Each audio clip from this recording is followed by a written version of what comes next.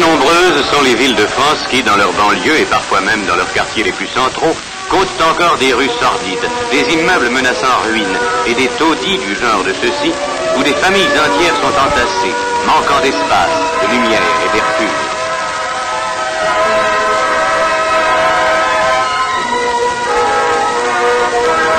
Pour remédier à ce déplorable état de choses, les pouvoirs publics ont heureusement pris des mesures efficaces afin de stimuler la construction d'immeubles neufs, présentant les conditions d'hygiène et de confort auxquelles chacun, à notre époque, doit pouvoir prétendre. L'effort à accomplir, qui est considérable, a pour conséquence un développement important de l'industrie du bâtiment. Celle-ci n'a jamais connu un tel essor. Partout s'ouvrent de nouveaux chantiers où les techniques modernes sont mises en œuvre à côté des métiers les plus traditionnels, nécessitant un nombre sans cesse accru d'ouvriers qualifiés et de techniciens de tous ordres. Sur ces vastes chantiers du bâtiment, chacun peut trouver à exercer le métier de son choix. Le travail ne manque pas, et ceci pour de très nombreuses années. De plus, les possibilités de promotion y sont peut-être plus grandes que dans n'importe quelle autre branche d'activité. Les centres de formation professionnelle des adultes du ministère du Travail ont reçu la mission de former une grande partie de la main-d'œuvre nécessaire pour chacune des spécialités du bâtiment. Suivons le stagiaire qui arrive dans l'un de ces centres, également appelé centre de FPA. Il va y rester 6 mois pour apprendre un métier, 6 mois pendant lesquels il sera payé comme un ouvrier, continuant à bénéficier de la sécurité sociale et des allocations familiales s'il est marié, 6 mois bien remplis qui vont lui permettre de devenir un ouvrier qualifié dans le métier qu'une visite médicale ainsi qu'un petit examen d'orientation professionnelle l'auront au préalable aidé à choisir. Pour entrer dans l'un de ces centres qui forment également des ouvriers pour la métallurgie, comme ces soudeurs que l'on voit ici au travail dans un atelier, les seules conditions exigées sont d'avoir plus de 17 ans et moins de 45 ans, d'être en bonne santé, de savoir lire, écrire et calculer. Travaillant tantôt au grand air, tantôt en atelier, ces stagiaires exécutent un exercice de limousinerie. Ils apprennent leur futur métier de maçon en s'entraînant à monter de petits éléments de mur sans fondation.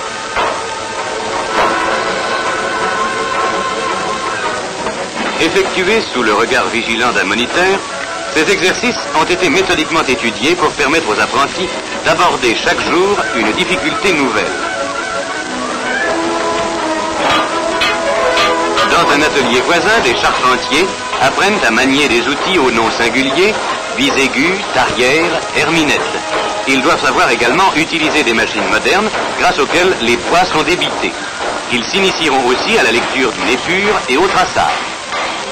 Quelques exercices d'application effectués au cours du stage leur permettent de mettre déjà en pratique les notions apprises et de contribuer ainsi à peu de frais à l'aménagement du centre.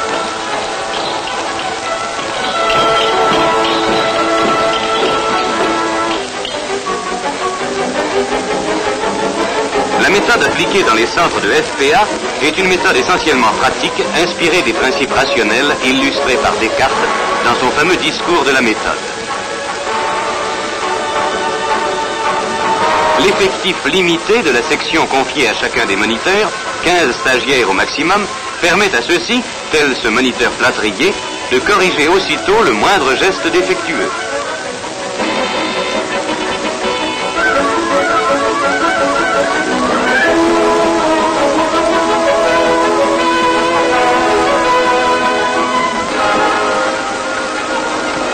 De nombreux ateliers comportent, comme cet atelier de plomberie, des cabines individuelles dans lesquelles chaque stagiaire exécute une série d'ouvrages, toujours sous la surveillance attentive du moniteur, qui n'hésite pas à prendre en main les instruments de travail afin d'éviter une erreur ou une malfaçon.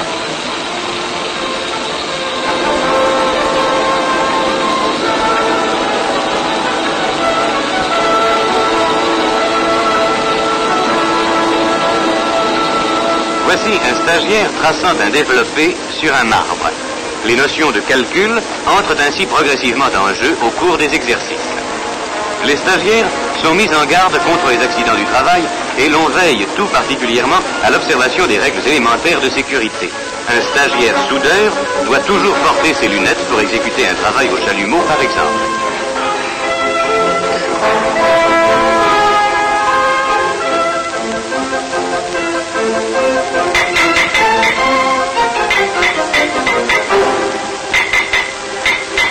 carrelage, qui requiert beaucoup de goût et de précision, la peinture et la pose de papier peint sont aussi enseignés parmi beaucoup d'autres spécialités du bâtiment dans les centres de FPA.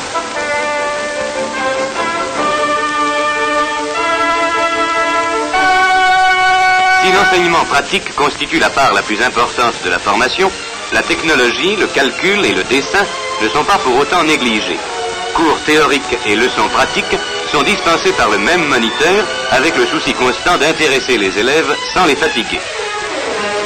Parallèlement à l'instruction des ouvriers qualifiés, les centres de FPA s'attachent aussi à former des techniciens.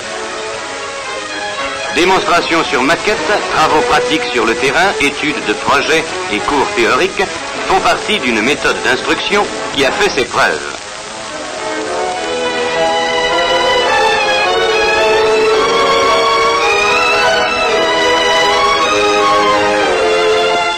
Cette méthode permet aux chefs de chantier, commis du bâtiment, géomètres topographes et conducteurs de travaux d'acquérir au cours d'un stage payé d'1 an les moyens de s'adapter aux difficultés qu'ils auront à résoudre lorsqu'ils dirigeront un chantier.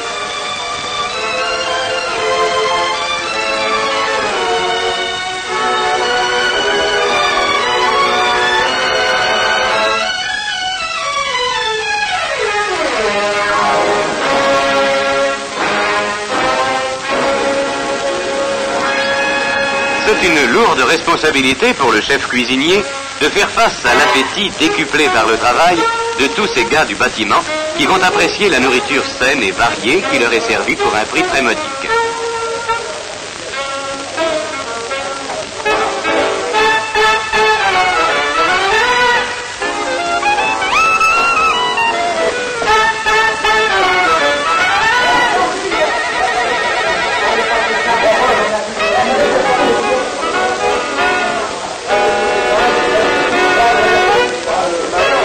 À l'heure de la détente, place au sport. Tandis que d'autres s'entraînent sur un terrain de football, ces champions du tennis de table s'en donnent à cœur joie au foyer du centre, mais ceux-ci plus calmes préfèrent s'affronter pacifiquement autour d'un tapis vert.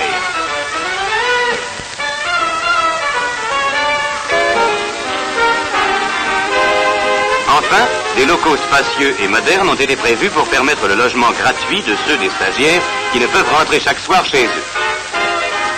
Mais voici arrivé le jour décisif. Les examinateurs, tous des professionnels, patrons et salariés, prennent une part active à la correction des épreuves de fin de stage.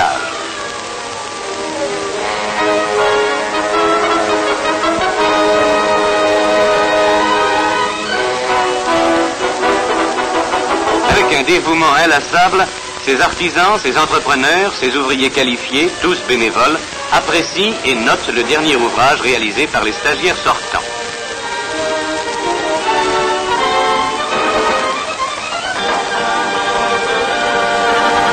C'est certes un des caractères les plus originaux de la FPA d'associer les professionnels au fonctionnement des centres. Cette collaboration de la profession avec les représentants de l'État est un moyen d'orienter de façon constante l'enseignement en fonction des besoins de l'économie nationale.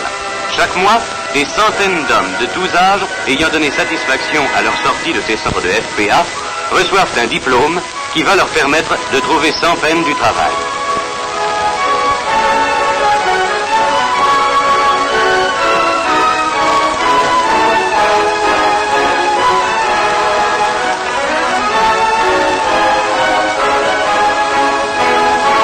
C'est maintenant qu'ils peuvent mesurer le chemin parcouru en 6 mois. À leur arrivée au centre, qu'était-il?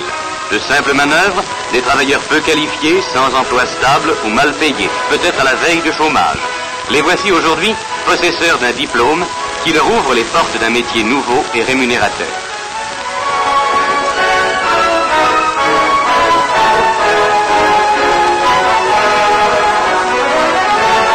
Pour les aider à s'y adapter, voici qu'on leur remet, avant de quitter le centre où ils viennent d'être formés, une caisse d'outillage.